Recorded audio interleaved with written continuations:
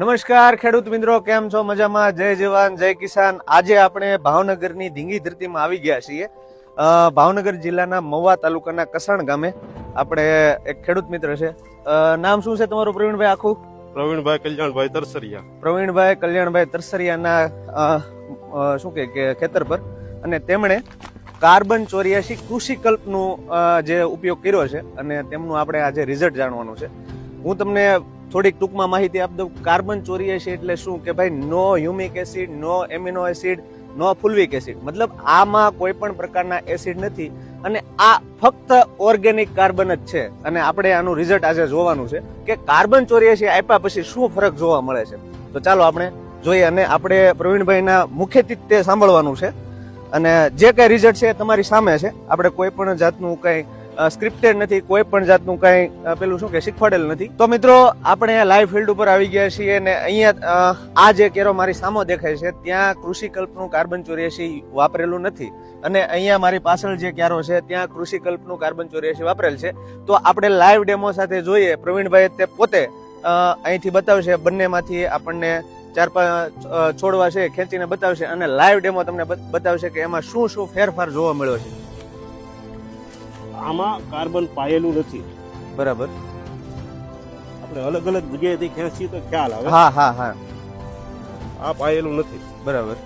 ને આ કેરામાં પાયેલું છે. બસ બસ. જો રિઝલ્ટ છે ને તમારી સામું છે.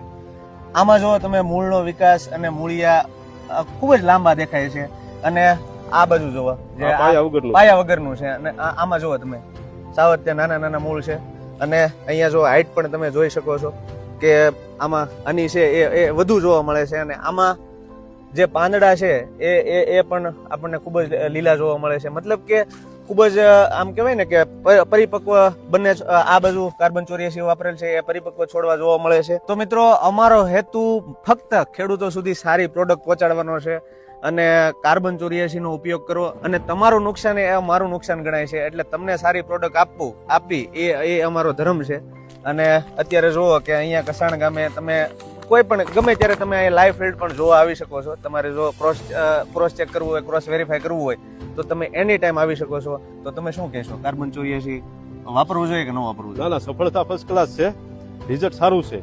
20 દિવસ પહેલા આ કાર્બન મેં પાયું હતું. અત્યારે મેં અડધા કેરામાં પાયા વગરનું બાકી રાખ્યું હતું, એટલે અમારું 100% રિઝલ્ટ મળ્યું છે. બરાબર. અને આને તમે કઈ રીતના આપ્યું હતું? મેં આમાં ખાતર આરે મિક્સ કરીને ભેળવીને આપ્યું. બરાબર. અને કોઈ પણ રીતે આપી શકો? કોઈ પણ પાણી સાથે આપીએ તો હાલે. પાણી સાથે આપી શકો, ડ્રીપ દ્વારા આપી શકો, કોઈ પણ રીતના તમારે આપવાનું છે. અને છોડની કોઈ પણ અવસ્થામાં તમે આપી શકો છો, કોઈ પણ પાકમાં આપી શકો છો. મિત્રો, મારું તો એવું કેવું છે કે કાર્બન 84 નો તમારે ઉપયોગ કરવો જ જોઈએ, પરંતુ માર્કેટમાં તમને કાર્બન તો ઘણા મળી રહેશે, પણ કાર્બન 84 તમને ફક્ત કૃષિકલ્પનું જ મળશે, અને એ પણ કૃષિકલ્પનો લોગો જોઈને જ તે ખરીદજો, અને નકલથી સાવધાન રહેજો. તો મિત્રો, આજે જ અપનાવો કાર્બન 84, જેમાં નો હ્યુમિક એસિડ, નો એમિનો એસિડ, નો ફુલ્વિક એસિડ, ફક્ત ઓર્ગેનિક કાર્બન. આજે નહીં તો કાલે તમારે કાર્બન 84 વાપરવું તો પડશે જ તે, અને રિઝલ્ટ મેળવો અને મબલક ઉત્પાદન મેળવો. તો મળીએ પાછા નવા વિડીયો સાથે. ત્યાં સુધી જય હિન્દ, જય જવાન, જય કિસાન.